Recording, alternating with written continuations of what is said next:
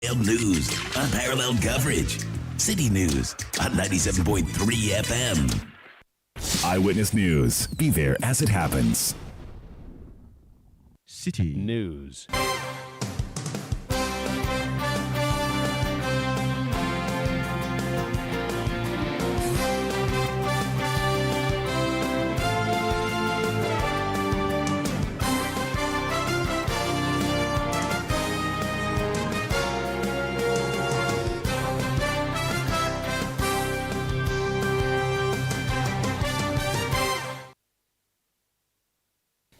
It's 17:30 GMT. This is Eyewitness News on 97.3 Citi FM. I am Umaru Sanda Amadou.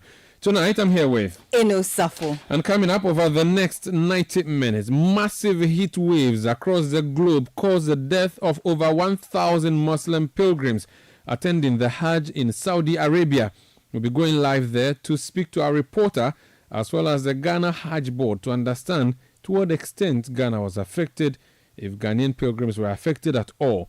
Also coming up, National Labour Commission orders striking colleges of education teachers to return to the classroom.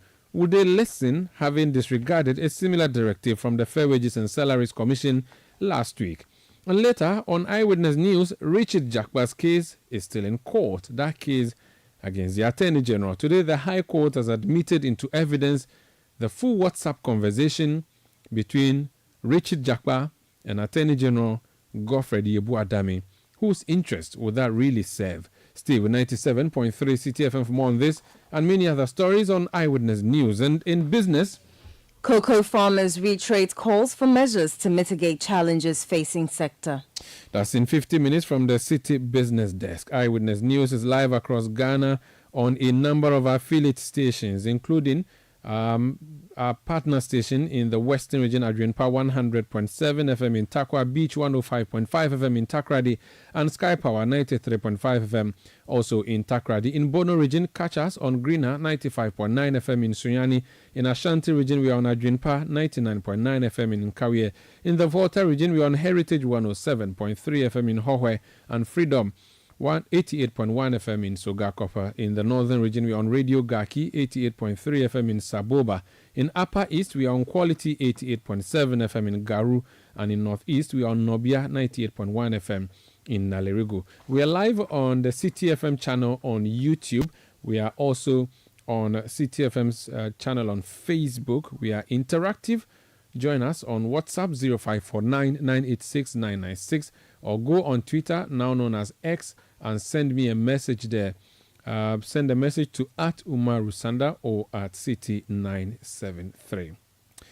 Let's start off from a very disturbing story that is coming across the globe, but specifically affecting Hajj pilgrims. So if you go to the BBC, the main story says climate change made US and Mexico heat wave 35 times more likely.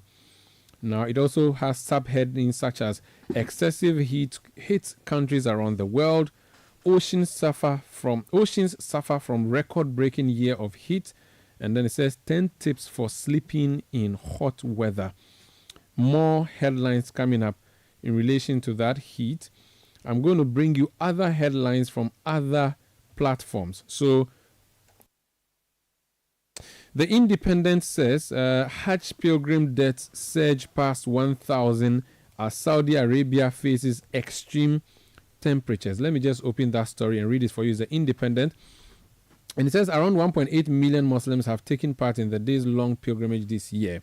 That's just a summary. However, it says more than 1,000 people have died during this year's Hajj pilgrimage in Saudi Arabia, with temperatures having reached a peak of 51.8 Celsius in Mecca in recent days. Around 1.8 million Muslims have taken part in the days-long, mostly outdoor pilgrimage this year, which is a requirement of every Muslim able to partake at least once in their lifetime. The Kingdom of Saudi Arabia is yet to comment on the official death toll, though reports suggest around 10 countries have reported 1,081 deaths during the annual pilgrimage. Hundreds of people lined up at the emergency complex in Al Muazzim neighborhood in Mecca to claim their loved ones' bodies and find information about their missing family members. Outside the complex, an Egyptian man broke down when he heard his mother was among the dead. He cried for some time before reaching for his phone and calling their travel agent. Another quote here says, "He left her to die," quote, he shouted, referring to the agent. The crowd tried to calm him down. An official read out names of the dead and the nationalities, which included people from Algeria, Egypt, and India. Those who said they were relatives of the dead were allowed inside to identify the deceased. The story continues there. An Arab diplomat told news agency AFP that death among Egyptians alone had jumped to more than 650, with 630 of them being unregistered. Each year, tens of thousands of pilgrims attend the Hajj through other channels as they cannot afford official permits. Saudi authorities have said that it has cleared up hundreds of thousands of unregistered pilgrims from Mecca this year. So that's one of many stories that are reporting about the death. For instance, Sky News says more than 1,000 dead during. What we need to do is to go to Saudi Arabia. We actually have a reporter, Hawa Idris Mustafa, who's traveled with the Hajj team. He's actually part of the delegates that we have over there attending the annual pilgrimage. We've also just received communication from the Ghana Hajj Board. It's titled Urgent. Due to hot weather and to avoid heat stroke, please do not allow the pilgrims to go to Jamarat from 11 a.m. to 4 p.m. Also, please instruct the security at the camp's gate not to allow any pilgrims to go out.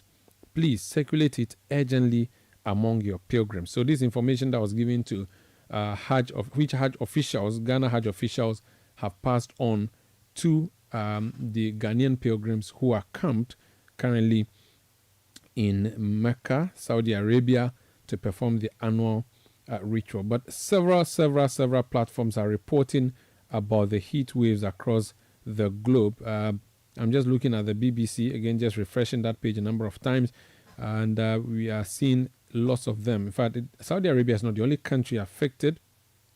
A story on the BBC says excessive heat hits countries. Now, excessive heat hits countries around the world.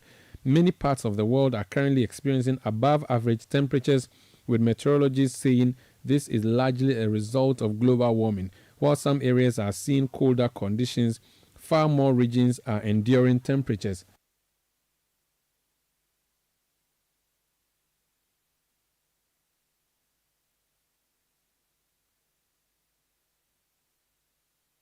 phone lines. Hawa Idris Mustafa is a journalist with Citi FM and Channel 1 Television. She's joining us from Saudi Arabia. Hawa, you're welcome to Citi FM. Hello, Hawa, can you hear me? Hello, Hawa. Hawa, can you hear me? We'll try and re-establish connection with Hawa Idris Mustafa, a Citi News journalist who is currently in Saudi Arabia, to understand exactly what the situation in the camp of the Muslims is. But this story is a really disturbing one that is coming through. Over 1,000 pilgrims, Hajj pilgrims, reportedly dead in Saudi Arabia as a result of excessive heat that is being recorded there. And that country is not the only one. In the Americas too, we are receiving news of the heat waves causing a huge problem for people in North America especially. We're going to try and establish contact again with Hawa Idrisu. Hawa, if you can hear me, what do you know about this issue, about the death of 1,000 people? Very well. Thank you, Sandra. Thank you for having me. Now, we return. I'm speaking to you from in Mecca, which is in Saudi Arabia. Now, we returned from Mecca on he said,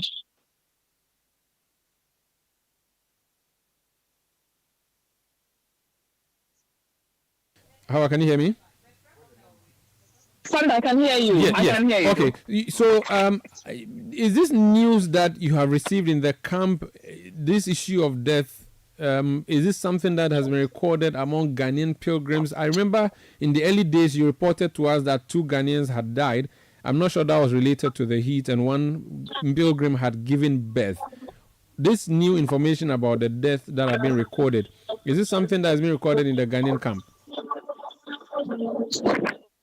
So that we have information that it is being recorded in the Ghanaian camp, but these are not people who came with the Hajj board. So these are people who came on their own, either with tourism visa or Umrah visa. Now the thing is, if you don't have a Hajj visa, you are not going to be allowed into the tent when you get to Mina. In Makkah, you'll be able to go around and move around. But in Mina, you would have to show your visa as paper for you to attend. So it happened that some Ghanaians who didn't come with the Hajj board and who did not have the tourism visa had to be sleeping outside. Now, Sandra, as we speak, it's 8:40 p.m. and on my phone it's 40 degrees. So you can imagine in the afternoon if one has to sleep outside. Is in Mina, I was far at 48 degrees and 49 degrees. So this maybe have accounted for the number of injuries recorded. I see. So it is true some Ghanaians are dead. I'm not sure you have the figure yet, do you? I don't. For information, we have what I am saying that, but these are not people for because they did not register, but they came on their own Umrah visa or tourism visa. What is the directive that is coming to pilgrims in the wake of this news? So most of them are not taking it easy at all. So during the day, you hardly see people on the street because the temperatures can go as high as 49. So during the day, you hardly see pilgrims on the street because we have been advised to stay indoors most of the times and then take in enough water to stay hydrated. To stay hydrated during the period because the temperatures are very high. Now we are in Makkah and the temperature is around 48, 49 during the day. As we speak, it's around 40. It's 17 minutes to 9 p.m. I see. Interesting. That notwithstanding, how has the pilgrimage been generally from a journalist's point of view? You were performing the rites, but I'm also sure you had your journalistic antenna up high. What are some of the key observations that you can report to our listeners? So that from what I have been observing as a journalist and not as someone performing the Hajj, I see that most of everything is going on smoothly. But as if you register with the Hajj board or you came under a country that is authorized to perform the Hajj. But if you came on your own, then you are obviously going to be on your own and it's going to be very difficult for you. But from a Ghanaian perspective, I think everything has been in order. The Ghanaians are still to their breakfast and dinner at the promised back home before they embark on this pilgrimage. I see. When are the pilgrims expected to return to Ghana? So that from our patient, the first flight to Ghana is on the 3rd of July, and that will be to Tamale. And then the 4th, we have another flight going to Tamale. That of the Accra starts from the 1st of July. And the last flight to Ghana is somewhere around the 9th or the 10th of July. So if the first flight is expected on the 3rd of July, which means some 13 days from now, you still have like 2 more weeks. What other activities are there to be performed? Isn't the Hajj effectively over as yet? No, the Hajj is over for some people, and if you are yet to complete your Umrah, you have some few days to wait. But officially, the Hajj is over for most of the programs here. Now, there are some days that you'll be taking on Ziyarah, which means that you'll be taking on a tour of Makkah to see some of the interesting places you have here in Saudi Arabia. So the rituals are over. The rest of the activities will just be mostly tourism. Yes, please. Officially, we're done with Hajj. Very well. Thank you so much for speaking to us. You're welcome, Sanda. That's Hawa Idrisu, soon to be Hajia.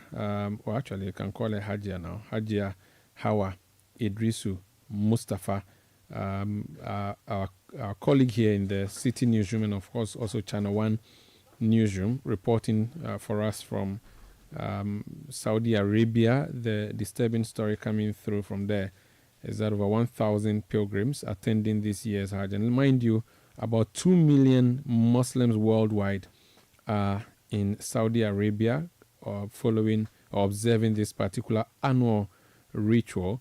And they are observing the annual ritual, and we are told that due to the issues of climate change, the heat waves there have affected a number of the pilgrims, and over 1,000 dead. We are told over 600 of them from Egypt or so, Egypt being a country on the Mediterranean, so not too far from Saudi Arabia if you look at your map.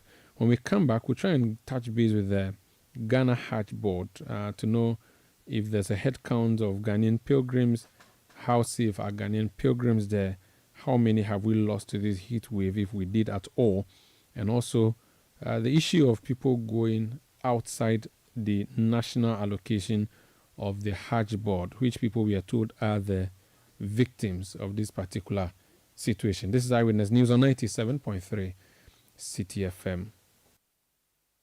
Eyewitness News. Be there as it happens.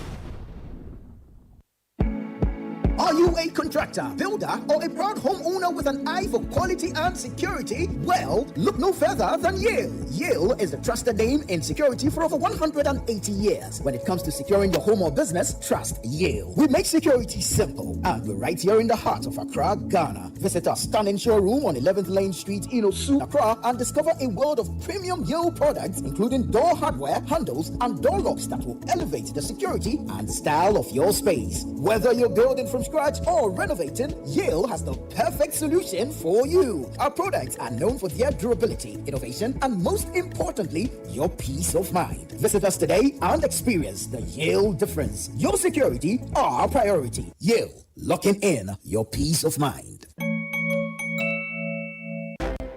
When you want to eat, just Momo it. Tired of the long queues in the supermarket? Pay with Momo. When you really want that beautiful new blouse, just Momo it. When you want to get a trim and get fresh to impress you know who, just Momo it. When you need to pay your utility bills and domestic staff, Shani Momo. When you want to send love to the family back home, send some Momo. Join the millions of MTN Momo users all over Ghana and live life the brighter way. So just Momo it. MTN.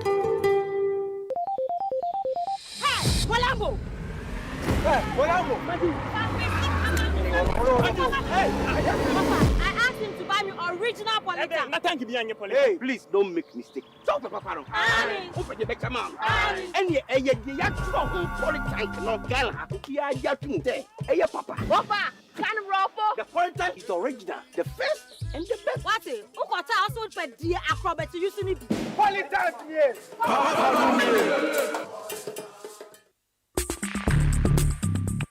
Let your voice be heard on Eyewitness News on Facebook at facebook.com/Citi97.3, Twitter at twitter.com/Citi973, and Instagram at instagram.com/Citi973 with the hashtag Eyewitness News.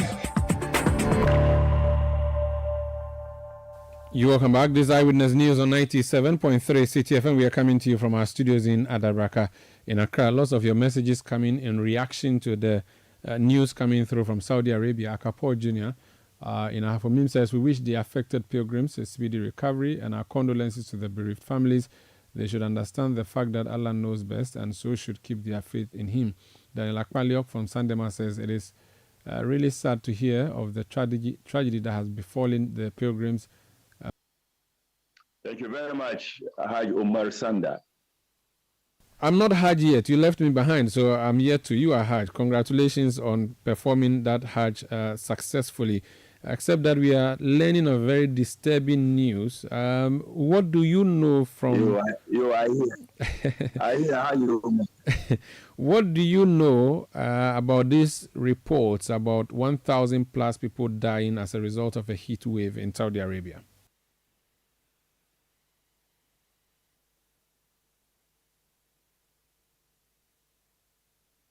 A couple of days ago, while we were at one of the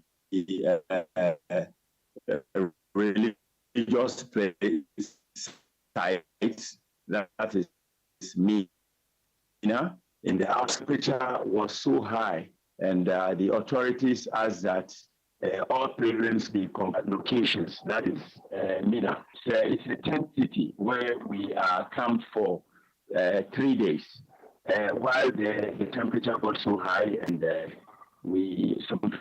some Ghanaians who went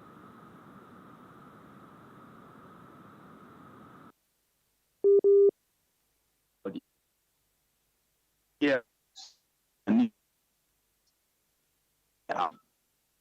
but lost their under conditions which think.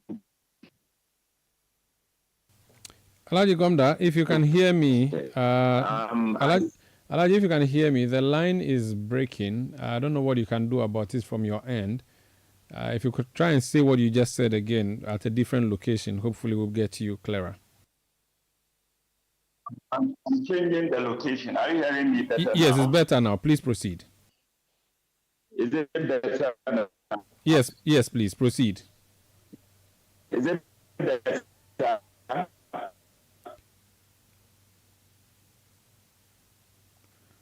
Yes, Alaji, we can hear you. Proceed.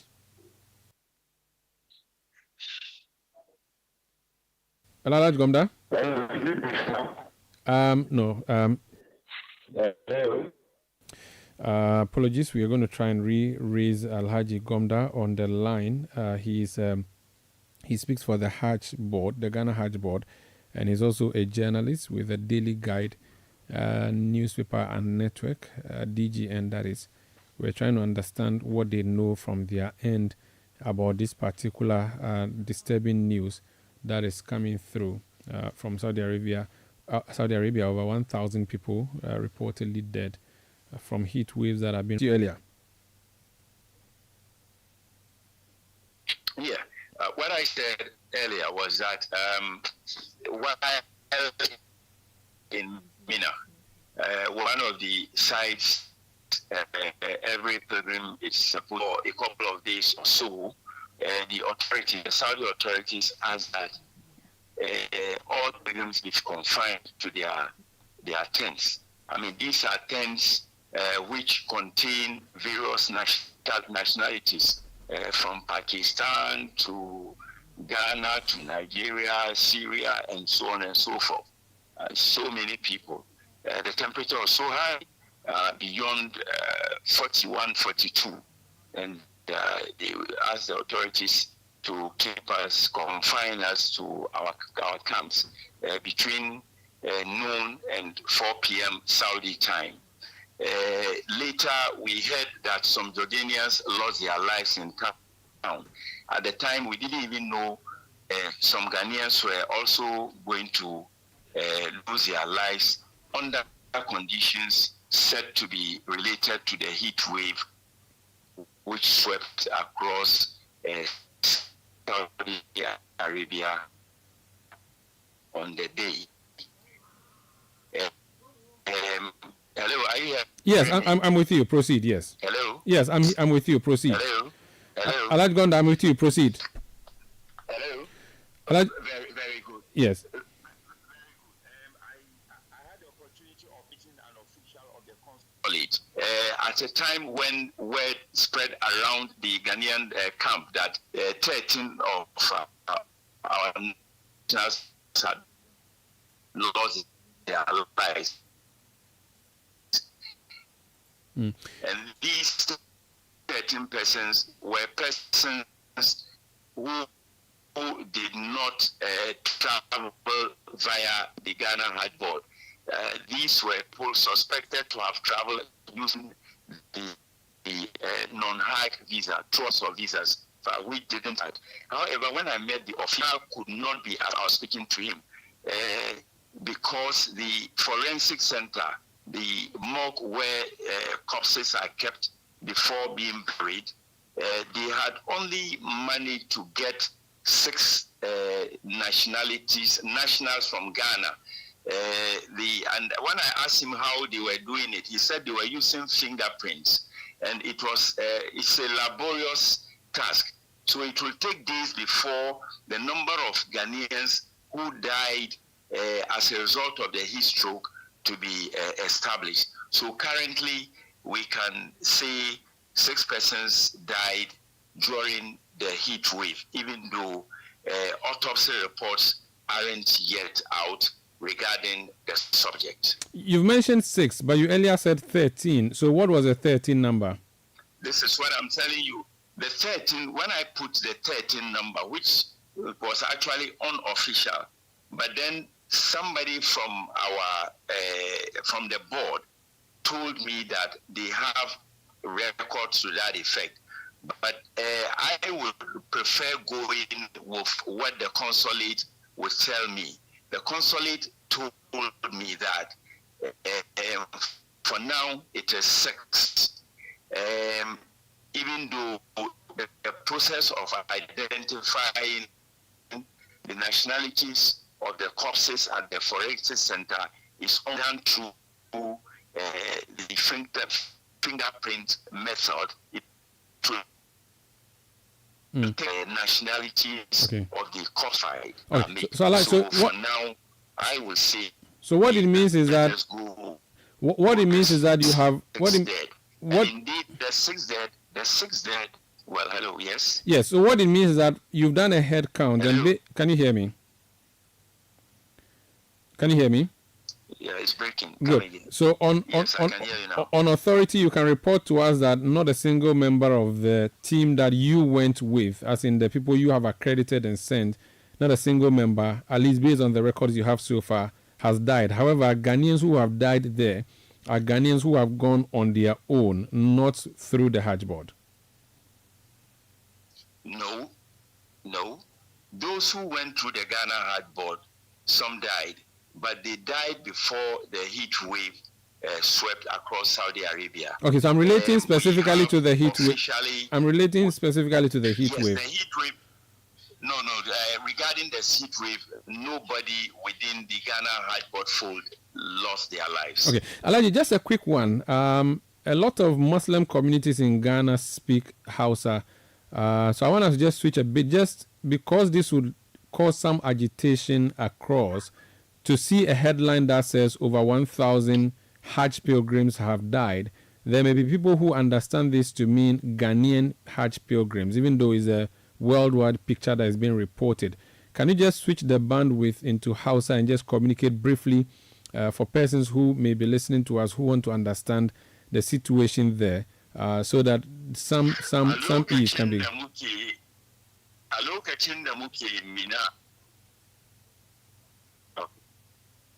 Yeah, let's go on. Continue. Okay. A lokacin da muke mina kaman kwana uku ke ga. A lokacin da muke mina kaman kwana uku ke ga, wani zafi ya bugo a cikin Saudiya balle inda muke a Mina. Saboda shi hukumar Saudiya suka fada cewa wato tsakanin karfe 12 zuwa karfe 4 kar wani ya fita balle ma ya ce za shi jamara ta je ya yi kifan shekan. To daga bayan wannan muka samu labari cewa mutane sun mutu, akwai yan Ghana ma da suka ga gawayen mutanen Jordan da suke kwance bakin titi saboda sananin wannan zafin. To labarin da muka samu daga baya na nunawa cewa mutane 6 waɗanda ba su je Saudiya ta fannin Ghana Hajj Board ba, waɗanda suka je na kansu, waɗanda suka je da vizan yawo, vizan ziyara, wato tourist visa, waɗannan an samu mutane 6 da suka rasa rayukansu. To yanzu ba zan iya cewa saboda wannan sananin zafin ne suka rasa rayukansu. Yanzu ana nan ana kidaya, ana duban wato mutanen da suka rasa rayukansu, mutanen wani gari, wani kasashen duniya suka fito. Shi sa kamin a gama wannan ba za mu iya ba da tabbas cewa ga adadin mutanen Ghana da suka rasu domin sananin zafin da ya buga a Saudi Arabia. Yanzu dai labarin da muke da shi ne mutane 6 waɗanda ba su je da Ghana Hajj Board ba suka rasa rayukansu. Ana cikin kidaya, idan an gama idan adadin mutanen da suka rasa rayukansu saboda wannan tsananin zafin da ya buga a Saudi Arabia za mu fito da wannan labari. Kamin barku akwai mutane dai da suka rasu cikin waɗanda suka je da Ghana Hajj Board. Muna da mutane 4 da suka rasu, wannan tabbas sun rasu ne amma ba saboda wannan zafin ba. Cikin waɗannan mutane, banda mutane 4 kuma akwai wata daya kuma da ta rasu, ita ma wanda ta je da wato shi vizan wato na shigan Saudi Arabia domin zuwa yin ziyara ba na haji ba. Assalamu alaikum wa rahmatullahi wa barakatuh. Wa alaikum assalam wa rahmatullahi ta'ala wa barakatuh. Alhaji Kansu. So that's Alhaji Abdurrahman Gomda. He speaks for the National Hajj Board, speaking to us from Saudi Arabia, explaining to us how many people. So 6 Ghanaians have died out of the 1,000 Ghanaian pilgrims currently in Saudi Arabia. This Eyewitness News on 97.3 Citi FM. 2 days ago, there was a demonstration in Accra, which demonstration was started from the Labadi Beach Hotel, terminated at the Jubilee House. It was a demonstration by the NDC, particularly the Northern Member of Parliament who spoke to us here on Eyewitness News. They said to us they were demonstrating against the planned sale. Negative way, has politicized an issue where we are not politicians. You know, whilst my father might be a politician, yes, my brother and I are not. We are legitimate businessmen. I've been in this country doing business for going on 25 years. I started business here in Ghana while he, Abraka, was still in I believe, either university or just coming into parliament. So to create the impression that we've gone out of our way and we are using our either political connections or our father's political connections is beyond reprehensible and quite unfortunate that you do that. Okay. So that is in summation my opinion on that. Okay. Talk to us about the property in front of the Labadi Beach Hotel. What do you know about that? What are the facts? Do you own it? And how did you come to own it if you do? I mean, so we are talking about property. It's not a movable asset where we can take it and go somewhere. If it's somebody's land that we, as we stand here, have a legitimate lease, we are amongst maybe 5 or 6 other companies on the beachfront. Anybody who has gone to Labadi Beach in the last 20, 30 years has seen the people that are there. They either have umbrellas, there are a few beer bars, a few drinking spots, a few other commercial ventures, all on the beach. Nobody has come to say that they are stealing the people's land. Nobody has accused any of those ventures of going ahead and doing anything nefarious. Why us? We have had a legitimate lease from the legitimate owners of the land. If anybody goes there today, the portion that they are claiming is for Labadi Pleasure Beach, the hotel, is still there. The beach has the umbrellas, the little rooftop section on the beach. What we did, as if you're saying that we have interest in the land as the Polo Beach Club. Polo Beach Club wasn't started today. We, I believe, on our 6th or 7th year. It was originally started at the Polo Club at airport, near the airport, if you know the Polo Club. It was then called the Garden Party. It was run there for 2 years. Why it was there even is that I'm involved in other businesses. If you know Afrochella, now called Afrofuture, I'm a shareholder in Afrochella. I'm a shareholder in BBNZ Live. BBNZ Live was responsible for, if you remember, EL, the musician. When EL was, Artist of the Year, Rapper of the Year, all those things, we have history. I'm the CEO of Daily Guide newspaper. I've been CEO for about 10 years now. Under my tenureship, whilst it went from just being the Daily Guide, it's now added DGN TV, Guide Radio, all these other assets. So to come and claim publicly that we are using our political clout or muscle is beyond bizarre. I am educated outside, and I've moved to Ghana. All my siblings went to school abroad, moved to Ghana. I've been here almost 25 years, working in this country, contributing. Our group of companies, we employ over 500 Ghanaians. I pay taxes, I pay salaries. He, Mr. Blakwa, what is his contribution besides going on and accusing people of all sorts of allegations? The amount we pay in tax in Ghana, our contribution, people that exist and get their monthly stipend from our businesses, it's beyond unfortunate that he's doing that. And based on, I do understand that it's election season, it's still what we call silly season, and all sorts of politicians will try and rope all sorts of issues together, string all sorts of allegations, and hope that when you throw mud in the air, something will stick. And then you'll be able to stand on that and make some other sort of political inference. And then you, in this case, to some degree, he has succeeded in what he's trying to do. He's throwing sand in the eyes of Ghanaians, trying to blind them to the facts on the ground without once making a simple phone call to ask. My office is open almost 24/7. You could have inquired. The documents he put on X, Twitter, now X, refer to an ongoing legal battle that is still ongoing and in court. How do you then come on air and then put court documents in the public domain saying that somebody has been cheated out of business? The gentleman he refers to, Lloyd Devros, and says that is our partner. It's unfortunate he should do that as a Ghanaian. That Ghanaians who are in Ghana working, contributing to this economy, you then create the impression that a foreigner has come and Ghanaians are cheating a foreigner. When the case is the opposite. This gentleman, if you look into his history, should not even be in this country. His immigration status is beyond questionable. When we did business with him, we realized that, like I said, the Polo Club has been running beyond when Lloyd came to join. He came because it was already a successful enterprise. Came and proposed to us that he will join us and he will bring, I believe he does events. He does something minor. Says he will bring furniture, something very minute. We agreed and he came into the fold. But if you check, this gentleman, even if you look at the companies with which he has his immigration status here, they are all frivolous.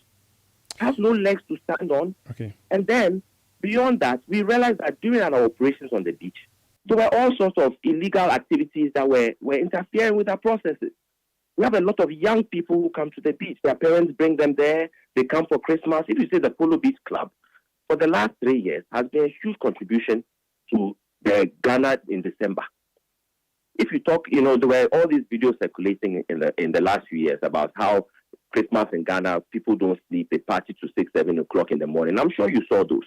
If you refer to any of the videos, they were taken at the Polo Beach Club. Chance the Rapper, Davido, Burna Boy, all these people that used to come to Ghana, Naomi Campbell, big names, have all been to the Polo Club. We pay our just due, we hire Ghanaians, we pay our taxes, we contribute. That beach has been sitting there for how many years? You've been there since we were children. We've all been there. There were nothing but umbrellas and beer bars. For the first time, we brought some sort of development there. We have invested millions of cedis into making that place nice, a bit more homely. Mr. Blake, so it is unfortunate. Okay. Yes, so just try and get a few things cleared. When did you first own property on the beach that you call is Polo? If you use the word own, you are already then also following in line with what he's claiming. How can you own it? In what way? It's a lease. By acquiring. If you acquire, you own, don't you? No. You see, once again, when you say acquire, you go and you lease. If you go and rent a house, is the house yours? Yes, for the duration that you are. If it's a 49-year lease, if it's a 99-year lease, at least you are the owner at the time, or isn't it? No. Okay. Please hold on. Let's not get into semantics. Okay. The beachfront property that is in your name called Polo, is it Polo Club? Is that the name? It's not in the, okay, let me be clear. Let me just get a name. What's the name? Is Polo? The name of the club is called the Polo Club. Good. The Polo Beach Club. The Polo Beach Club is owned by an entity. Which entity is that? A company. Polo Beach Club is just a trading name. Okay, so it's owned by a company called Partenize. Okay, who owns that company? Partenize is owned by, I believe, Kwable and some other partners. Okay, so what's your role? What's your role in this? Do you have shares in this company? I have zero participation in this. So who is Kwable? You just mentioned Kwable. Did I get Kwable is my brother. Okay. He's my younger brother. Good. Now, so just hold on a second. So your younger brother is a shareholder or owner of a company that owns Polo Club. Is that correct? That owns Polo Club. Correct. Correct. Good. Polo Beach, when did the company that your brother owns have possession or take possession of the beach front in Accra, Labadi? When? What date? If you say it in that way, you are also, finding the wrong claim. When you say take possession of the beachfront, which aspect of the beachfront? It's a large beachfront. It doesn't matter, but there's a specific place we're talking about. We have a very specific aspect of it. But Labadi now today has full access to the beach. Who has denied them that? Mr. Blaine. You can leave your office now. No, hold on. So if you say that the Polo Beach aspect of where we have our lease that we have rented, yes, and we've been running our operations on, it's been the last 5 years or so that we've been at the beach. Who did you rent it from? From the traditional council. So and are you renting or leasing? Lease. It's a lease. You use the word rent, so I wanted to be sure which one we are working with now. Rent or lease? Sorry. We've leased the property, and then obviously as you have the lease. For how many years have you leased it for? I mean, I'll have to I'm not a shareholder of the company. But your brother is, and you are speaking for him. No. I have been dragged into this issue. My full name has been mentioned, and I've been brought in. But I do believe it's something in the area of about 5 years or so. So if you've had it if he has had it for 5 years and the lease was for 5 years, then that should expire by now, right? I mean, and beyond the 5 years that they've had, I believe there's an extra 5 years or so. Okay. So in total, I believe it's about a 10-year lease or so. 10-year lease. But I cannot be held to that. Like I said, I'm not privy. Very well, that's fine. So if it's for 10, the date may not, the number of years, you are not certain. Let's leave it there. You said he leased it from the traditional authority, correct? Yeah. Okay.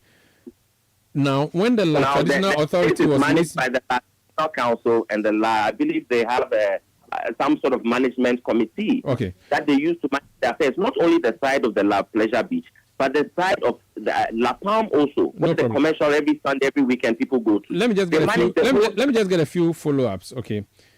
This property that he has leased for 5 to 10 years, where is it situated? Can you describe it for people who don't know the Labadi Beach?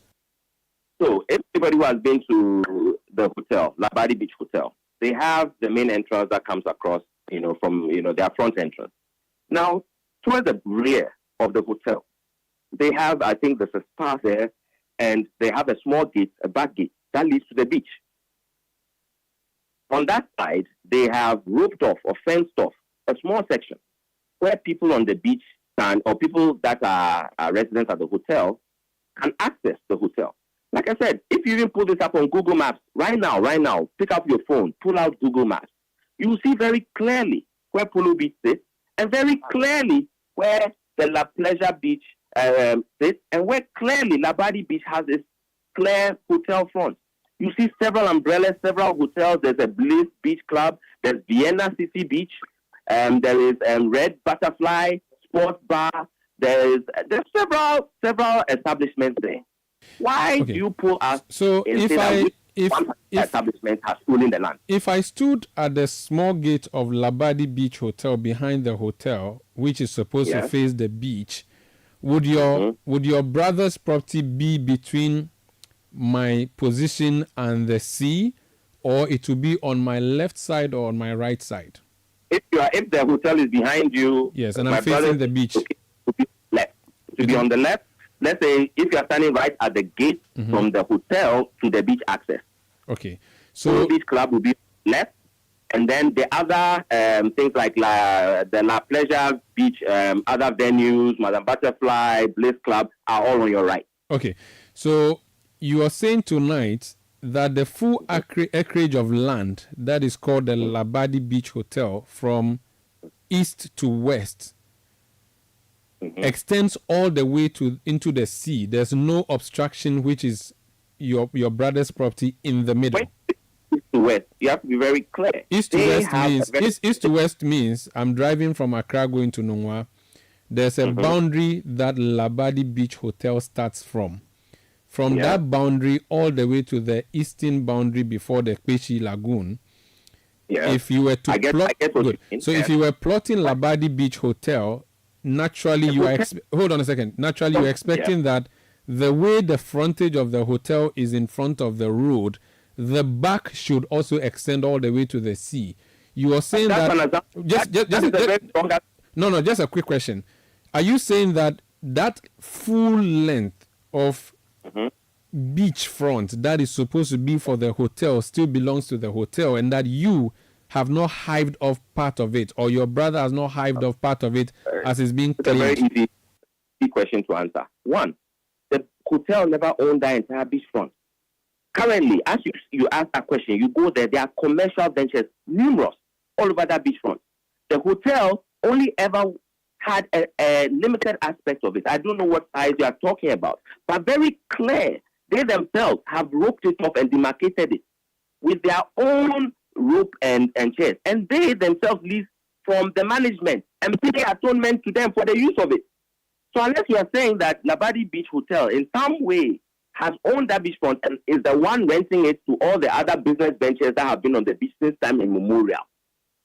Because the hotel themselves have their land clear. And they have a beachfront. Yes, and that beachfront is still there. Nobody has touched an inch of their beachfront, what they have had from the beginning of time. Okay. What has been developed by several other people, we are only one of. Okay. Has been commercial ventures along the beach. From the day Laboma, I think Laboma is way across the lagoon. No, it's right across the estuary. You can even see from where we are. No, there's a lagoon dividing so Laboma may not even come. The Kweshi Lagoon comes between. So let's not even go to Laboma. I know that. If you are coming from the lagoon, yes, you are coming from the lagoon. Yes, you see several other establishments. They are like a few built with thatched roofs. There is several beer bars. Like I said, pull up your phone right now and bring up Labadi Beach on Google Maps. You will still see them there. Are they saying that we own all those buildings that are sitting in front of the beach? Since your brother took over this property, has Labadi Beach Hotel complained either by writing or verbally to you in any way that you have taken their land? How? Of course they haven't, at least not to my knowledge. I cannot speak as to what letters of correspondence they might have sent, but to my knowledge, they haven't. Why? Because it is not their property. Land you can't carry away. Okay. If it was theirs, go to court. Okay. Their courts are there for this exact recourse. Is it true? Is it taking your land? Okay. Is it true? Is it true that in the beginning there was an arrangement where your patrons entered your property using the front doors of the hotel? I'm glad you've asked this question. Is that true? We are businessmen. We've been doing businesses not today. So even at the beyond Labadi, at La Palme itself, there's an event space there called Upfest, where I believe last year or a year before, Black Sheriff had a huge concert there. That was my company as well. We've done several things along that beachfront. Now, as it stands, when we started the Polo Beach Club, we thought it prudent. There's a hotel here. We are doing an event space. People are coming from abroad. We do events. We even had the after party for the Afro Future concert at the same venue. It makes sense for us to partner with the hotel. People can lodge at the hotel gets extra revenue, they get people coming there, they give us discounted rates on people who might be visiting Polo Beach Club. We had a whole lovely partnership. They supplied, I believe at the time, even the food. So they supplied the food, we supplied the drinks. We had a very nice symbiotic relationship. They all of a sudden decided that, no, they wanted to take a large, I don't even believe that they wanted to take a larger share. They wanted to take the entire share. I think they offered us a token amount in return for taking the whole beach, including the asset that we had built. We wrote back to them and said, oh, sorry, on which part of the world does this make sense? One, I believe that their assumption and why they made that move was they were under the false assumption that they owned the beach. After making that attempt, we decided that, look, if this is your posture, that you can get up tomorrow and decide that you are closing your front gate, which for the last few years has been of benefit to both parties. Let us also talk to the owners of the beach and let them give us our own access. The owners then gave us a different access, which we invested in. It wasn't a thoroughfare. It wasn't a road. We built a whole CD fence. We filled the place, made a parking for a few hundred vehicles at our cost. Okay, very well. Still, the public get to use that entrance. Today, the public gets to use that entrance. We did that whole investment. We don't charge for it. Okay. So if the hotel felt that we have taken their entrance or their land, sir, how can that happen? How do you go to somebody's house and just go and take up their land? Very well. Did we carry it to our home? I mean, it is so preposterous that a learned gentleman like a black man himself will come and fix such utter rubbish. No, don't use that one. He's a member of parliament. He has, it's unfair. And it's unfair. That you drag our good name. I've sent my are you going to sue him? For a long time. Will you sue him? You have just. Oh, by the middle of next week, you will hear from our lawyers very strongly. Thank you. And in different parties, mind you, sir, he has mentioned 3 different individuals. So you should be careful. Now, not only that, the current case you mentioned with the Lloyd Deborah's gentleman, who, like I said, is a nefarious young man. Who should not come out of don't use those adjectives. Let's leave the conversation. I think you've explained that position. Let's let it go. Let me say this. Yes. Let me say this. Quickly, the please. issue is in court. Then you come on public forum on X and release court documents, something that is in court. In court, ongoing proceedings. Do you not know that is contempt? You bring ongoing proceedings to get the court documents from your own affiliate chambers. I don't know if his wife owns it or whatever the case, and bring it to public forum. Aren't you prejudicing the whole case? Very well. Is that how we operate? Let's leave it we here. have law in the country. Let's leave it here. Thank you so much for speaking to us. Thank you so much for your call, and I appreciate it. And like I said, we will see him in court very, very shortly, and then he can defend. We'll be there to report on it. That's Kwame Blay, his son of Freddie Blay, the former chairman of the New Patriotic Party. For the records, Kwame Blay is not the owner of the property, at least that's what he just told me. It is his junior brother who owns the property that Samuel Okudzeto Ablakwa, the MP, claims has been taken forcefully from Labadi Beach Hotel. And he has said that the Labadi Beach Hotel currently has no beach. And you've just heard Mr. Blay there say that the hotel still has its beach, at least the portion that belongs to it, and they also have theirs, which they leased from the La Traditional Council. This Eyewitness News on 97.3 Citi FM. Before we take you to business news, the High Court in Accra has admitted into evidence a full WhatsApp conversation between the third accused person in the 40 ambulance case, that's Richard Jakpa, and the Attorney General Godfrey Dami. This was after lawyers of Richard Jakpa objected to the court admitting the entire WhatsApp. Today's hearing, where the Commission informed CTAG of its decision to sue the government to enforce its arbitral award orders for CTAG. CTAG has been on strike since Friday, June 14, due to the government's delay in implementing the arbitral award and negotiated service conditions. The arbitral award includes the payment of 1 month's salary to each member for additional duties performed in 2022 to enforce its ruling. The NLC plans to go to court on June 26. However, CTAG has yet to decide on the order to end the strike. Up next, my guest is the former Minister for Health, who is also a key campaign lead in the campaign team announced by the NDC. He'll be coming in studio after business news. Eyewitness News. Be there as it happens. Do you have a game-changing and innovative business idea or project that can impact the society? This is your moment. Total Energies presents the 4th edition of the Startup of the Year Challenge. This year, we are looking for 3 winners. The best entrepreneur, also called the InnovUp winner. The best project or innovative business idea that exemplifies the principle of recycling and minimizing waste, also called the CycleUp winner. And the best project that promotes or relates to sustainable and affordable energies, also called the Power Up winner. And that's not all. 4 additional projects in the Power Up category will be selected by an international jury. Don't wait any longer. Apply at www.startupper.totalenergies.com for a chance to win financial support, professional mentorship, and a spotlight for your project. Terms and conditions apply.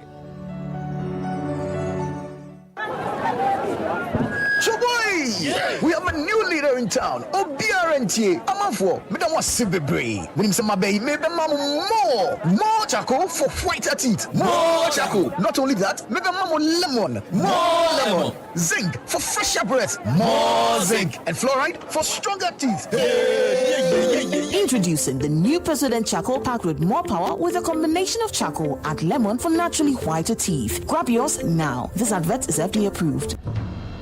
In a world that's constantly changing and evolving, creativity is more important than ever. It is the key to adapting to new challenges, seizing new opportunities, and creating a better future for ourselves and for generations to come. Get ready for the Citi Business Festival Creative Entrepreneurship Forum on the topic, Exploring Creative Business, Transforming Your Passion into Revenue. Join Apioko and her expert guests as they discuss how to explore creative business. The date, Friday 21st of June 2024. The time is 10 a.m. Venue, Alisa Hotel, Northridge, Accra. Kindly call 0205-973-973 to register to participate. The Citi Business Festival 2024 is powered by 97.3 Citi FM and Channel 1 TV in partnership with Absa Bank and is sponsored by MTN Business, Gersol, AMG Fertilizers, Insano Limited, and Agri Impact Limited. Eyewitness News. Be there as it happens. Get the details. Every significant financial transaction, every market movement, and all the policies that affect your business. Citi Business News. Be informed. Time now for City Business News on Eyewitness News. My name is Inusaf. Let's settle for the details. As cocoa farmers transition from the main cocoa season to the light crop season, some are urging the government to help mitigate challenges facing the sector, ensuring that yields during the main season increase to meet current market demands. Farmers are particularly stressing the need for timely supply of farm inputs to enhance their production. Obed Owusu Ade is a cocoa farmer and co-convener for the Ghana Civil Society Cocoa Platform, and he has been speaking to City Business News. There is a way we can do to minimize the quantity of the light crop products and increase the quantity of the main crop season. So basically, the size of your beans is determining whether that beans can be sold in the main crop season or in the light crop season. And there is a reason why some of the beans become smaller and the reason why they become bigger. One, when there is no fertilizer to fertilize the plant, it leads to the sizes becoming smaller. That was the co-convener for the Ghana Civil Society Cocoa Platform, Obed Owusu Ade. The latest findings from the Ghana Statistical Service indicates that the Ashanti region has the highest number of multidimensionally poor individuals. According to the report, over 900,000 individuals in the region are grappling with multidimensional deprivation. There's more in the following report. The report points to a similarity in severity of poverty in both rural and urban areas, reflecting widespread challenges throughout the country. Despite the Ashanti region having a lower percentage of its population living in poverty, it has the highest number of multidimensionally poor individuals, with over 900,000 people affected. The northern region follows closely with over 800,000 people living in such conditions, while the Ahafo region has the lowest count at about 100,000. In the Savannah, Northeast, Upper East and Northern regions, more than half of the rural population is living in multidimensional poverty. The report also notes that female-headed houses, large households, and those headed by younger or elderly persons are more likely to experience multidimensional poverty, driven primarily by employment and living condition dimensions. City Business News' Edna Agnes Boache with that report. Just before we go, construction industry players say nearly a year after the ban on the construction of new factories for the manufacturing and bagging of Portland cement, the initiative has not achieved a positive impact. They lament that despite the ban, the industry continues to record low patronage of construction works and cement products. They cite high exchange rate and numerous taxes slapped on the construction sector, contributing to the negative impact. Emmanuel Cherry is the Chief Executive Officer for the Ghana Chamber of Construction Industry. The real estate developers, the energy they started with compared to today is not the same. As a result of what? The exchange rate, the interest rate, the goods and services in the markets, all put together is frustrating construction development in the country. Come back to government projects. almost 90% of contractors are off-site as a result of government indebtedness to contractors. You heard CEO of the Ghana Chamber of Construction Industry, Emmanuel Cherry there. That's all for City Business News on Eyewitness News. My name is Inu Safo. Up next is Point Blank. Eyewitness News. Be there as it happens. One of the best decisions you could possibly make at the start of your day is to tune in to the City Breakfast Show. Insightful, intriguing, intelligent, and informative. The City Breakfast Show offers an attractive alternative to the noisy mishmash of morning radio. Tune in to the City Breakfast Show for passionate discussions on issues that matter and enjoy interviews where duty bearers and decision makers have their feet held to the fire. The City Breakfast Show airs from 6:30 a.m. to 10 a.m. every Monday to Friday, only on 97.3 Citi FM. Are you feeling tired after a hard day's work? Have you lost your appetite even for your favorite dish? Viral Blood Tonic is a nutritionally balanced, pleasant-tasting tonic fortified with iron and vitamins to boost your appetite and energy levels for high performance. Viral Blood Tonic, easy to take and good for the whole family. Viral from Danex Iting Starwin PLC. If symptoms persist after 48 hours, consult a physician. This advert is FDA approved. Do you have a game-changing and innovative business idea or project that can impact the society? This is your moment. Total Energies presents the 4th edition of the Startupper of the Year Challenge. This year, we are looking for 3 winners. The best entrepreneur, also called the InnovUp winner. The best project or innovative business idea that exemplifies the principle of recycling and minimizing waste, also called the Cycle Up winner. And the best project that promotes or relates to sustainable and affordable energies, also called the Power Up winner. And that's not all. 4 additional projects in the Power Up category will be selected by an international jury. Don't wait any longer. Apply at www.startupper.totalenergies.com for a chance to win financial support, professional mentorship, and a spotlight for your project. Terms and conditions apply.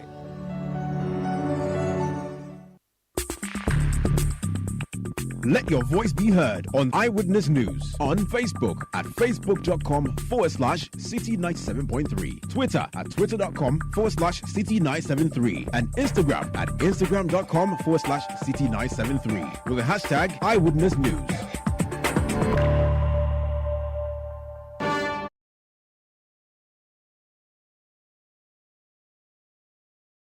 On Eyewitness News, my name is Umaru Sandamado. Tonight on Point Blank, we are talking about the National Democratic Congress, NDC. The party has announced its campaign team, signed by General Secretary Fifi Fiavikwete. One of the key persons that will be driving the NDC campaign is former Minister for Health, a lawyer, Alex Segbefia. He was a Deputy Chief of Staff in the Mills government. He's my guest on Point Blanc. FO, you're welcome. Good evening to you. Good evening to your listeners. Doing very well. How are you too? I'm very good, and I'm glad to hear you're doing good. It's you look good too. Yeah, you're also looking good. Just that your grey beard is looking cuter. Well, opposition is good sometimes. I think I like how the grey is matching with your skin tone. It's beautiful. I want to also have some one day. Don't worry. I like your goatee as well. Looking sharp. Let's talk about your campaign team. Yes. So for those who may not have followed, your party issued a statement announcing your campaign team, chaired by your General Secretary. Walk us through how you came up to this and what the key things we should expect are.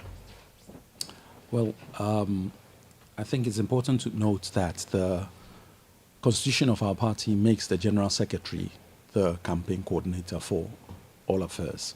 We've tinkered with it differently in the past, but we've kept him in this position now. So he's the campaign coordinator. And then we put together a steering committee or a steering team that is to steer the issues of the campaign. And as you can see, it's got very prominent, very experienced people in the affairs of the party in the steering committee. Then you've got it broken down into the flag bearers campaign and then the running mates campaign, with the leaders of those two campaigns and then the spokespersons that will help with that campaign. So that basically is what it is. We've... When you served in government with Kokwanyido, he was communications director when you were deputy chief of staff to Mills. He has said on Twitter that John Mahama said they should not add Haruna Idrisu and Muntaka Mubarak to the campaign team. It's absolutely false. I'm not going to discuss Kokwanyido on this set. There's a clear criteria. The only MP is by virtue of his position on the steering committee, and that is Honorable Atuforsen, who is the minority leader. So he's, by virtue of that, he's the only person who is an MP who is on the steering committee.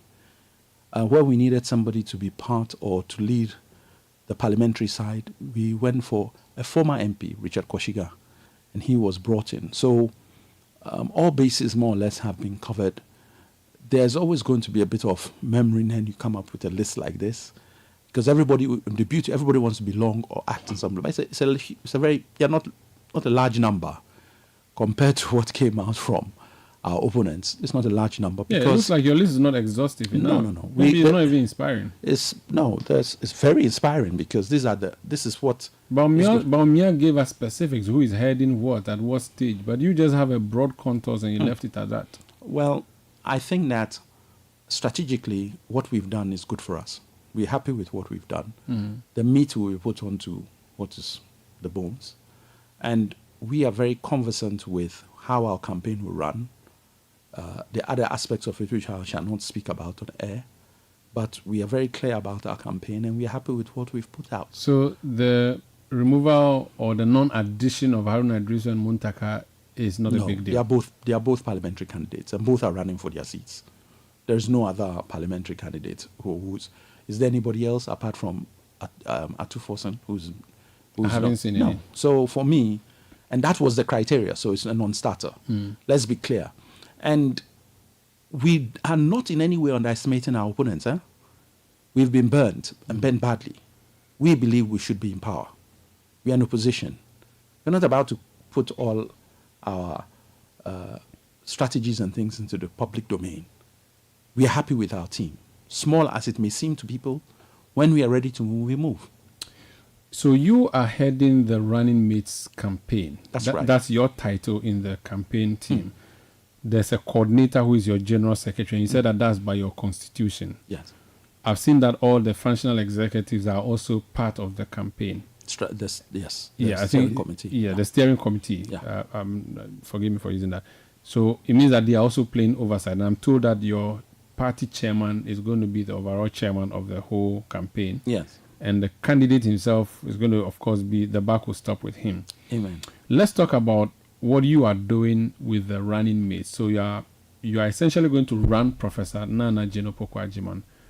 Talk to us about what that would entail. The first thing to remember is that it's all well and good to talk about campaigns in terms of flag bearers campaign, but you need to work as a team. You can't work in isolation. And so there is going to be a lot of information flow between both teams, centralized through the General Secretary, who is the campaign coordinator. And that's as far as I'm prepared to go. But everybody should be rest assured, who is NDC and the floating voter, that no stone is going to be left unturned in the way we are going to manage this campaign. We have the advantage of the flag bearer having gone round numerous times on this game. But in recent times, he's actually been round all the regions to find out what Ghanaians want us to put in our manifesto, what ails them most, what they need to be hearing us say. 2008, you had a three-pronged campaign or three-headed campaign. Yes. Jerry Rawlings leading one, John Mills leading one, John Mahama leading one. Yeah. What would be the approach this time around? Now that you are heading the running mates campaign, are you going to have a similar thing? How is it going to look like? Are you all going to be on one trail? No. Or you're going to have separate trail? How is it going to work like? At the very least, we have two, the flag bearer and the running mate. The possibility of a third exists. So we are looking at the various options that we have on the table. And we are also very much alive to making sure that we are most effective with the little resources that we have. So it's planning, execution. Planning, execution. So it's going to be very, we hope, scientific in what we are going to do and how we are going to do it. Okay. Let's talk about 2024. And for people who are just joining us, I'm having a conversation with Alex Segbefia. He's former Minister of Health, but he's now the head of the Professor Nana Jinopugwajiman campaign in election 2024. What is NDC selling to Ghanaians? Well, we are fully aware that Ghanaians have made up their mind that they're not happy with the MPP government, but that is not enough to win an election. So we have to have a manifesto and ideas that people are going to buy into and accept that we will make a difference when we come based on what we intend to do. We are being realistic in our manifesto in terms of what we think we will find when we get in terms of funding and what we think we have to fix. I think President John Mahama has made a number of, or given out a number of things that he intends to do. At the moment, he's talked about the 24-hour economy, he's talked about ex gratia issues, he's talked about what he wants to do in the health sector, etc., etc. Just a few snippets of things here and there. So I don't want to go into too much detail at this stage and just rehash. Time was that you did not have your systems running well, and I'm referring to tabulating systems or collation systems, both 2016 and 2020. Are you deploying a new technical strategy? Are you going to bring some technical people from abroad to come and assist you? What's the approach? Because it appeared that you were beaten at your game because you had challenges with your own collation. Your system would start by saying that when you say we were beaten at our game, it's not entirely correct, because we went into a football game, and when we got there, we found hockey players with hockey sticks whacking and putting people down, and 8 people died. So it wasn't the same game we were playing. The rules were changed. Issue that we must take account of. But the point is that it can be done. We had other by-elections, we never had that concise, precise issue. And I agree with you. Cooking for 2 people for lunch is different from cooking for a party. So I agree with you entirely. But at least it lays the foundation, which is required. And we have won elections before. So it's not like we don't know how to cook at a party. We had problems with the kind of game or kind of party we thought we were indeed involved in. And we are aware of that now. So as far as I'm concerned, the processes and systems we have can work and will work. We just have to ensure that we count our vote. And that is what we intend to do. Your opponents say they are going to break the 8, and they've explained why they ought to break the 8. They have explained that the challenges we are facing now are force majeure. It should not be blamed on them. COVID-19, they reference. Ukraine war, they reference. But they say that they are better fixers of the economy than you are. You do not have a counter message, do you, that would show that, because yes, the economy is not looking good, but that would not equate to votes for you automatically, does it?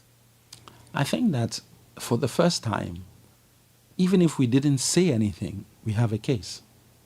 Why? Because there's a direct comparison now. We have a flag bearer who has been president before, has been vice president before. You can compare his record as vice president with the record of the current vice president. You can compare his record as president with the current president. He wins hands down. Based on Take what? all the macroeconomic indicators. Tell me, in the last 7 years, at Kufuor's period, which hospital has ever been built by the MPP to write home about? They brought you 275 ambulances. That has never happened before. We brought ambulances as well. Your ambulances are a subject of a court case. No. Because President Mills brought in ambulances first. So, and I think the number was 100 and something ambulances. Let's not give the impression that they were the first to bring ambulances. They brought 275. We brought 100 and something before we got to 200. So that's less. And secondly, you brought trotros. That's what they said. Well, that case is currently before court. You were Minister of Health at the time. I'm very clear in my mind that nobody brought any trotros. You brought empty container vehicles. We brought vehicles, and the medical equipment was shipped into the country. As you and I know, the matter is in court. Let's drop it here. If the need for me time comes after the end of the case, for me to go down through the issues, call me any day. I'm happy to speak. Okay. But as a lawyer, I think my hands are tied up to a point. So you're developing a case that you have done better in health infrastructure. Yes. For both MPP1 and MPP2. Not just health infrastructure. We've done better in almost every structure or every portfolio that exists under this current government. Economy-wise, we've done much better, which is the key. When we left office, we hadn't borrowed 1 cedi from the Bank of Ghana. How much do we owe Bank of Ghana now? Or how much debt does the Bank of Ghana have? You didn't deliver free SHS to us. We started progressive free SHS. Yeah, which got nowhere.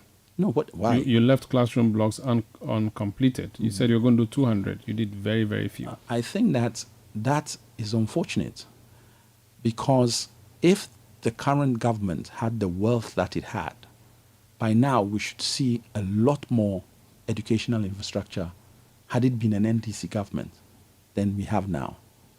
I think that the free SH policy is a good policy.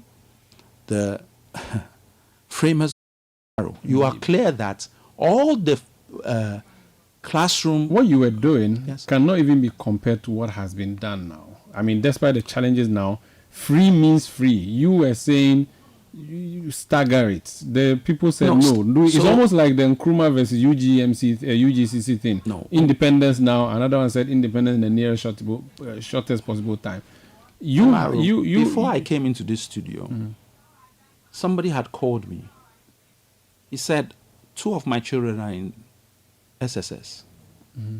I'm going to do everything to campaign to get the MPP out of government. Why? I said, why? He says, I have 2 daughters. I pay 1,500 a month for each, for extra classes, because what they are learning in school will not help them. His story is common. Look, there is benefit to free SHS. Let's not knock it. We put it in the Constitution. But there's a way to do it, and there's a way to implement it. I think it has been implemented poorly, especially when one looks at the amount